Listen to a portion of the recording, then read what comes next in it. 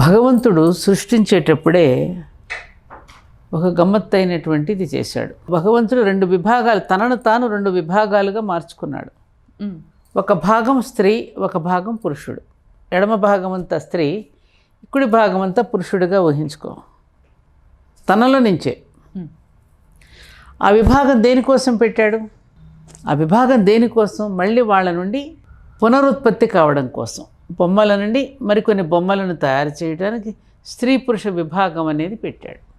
ఆ విభాగం కనుక లేకపోతే సృష్టి లేదుగా. సృష్టి నిలవదు, సృష్టి నడవదు కూడా కదా. కదా, అందుకని ఆ విభాగం పెట్టేటప్పుడు ఆమెకు ప్రత్యేకతలు కొన్ని ఉన్నాయి. ఏమిటా ప్రత్యేకత? పురుషుడి కంటే సృష్టించడం, పోషించడం, మళ్ళీ లయం చేసుకోవటం.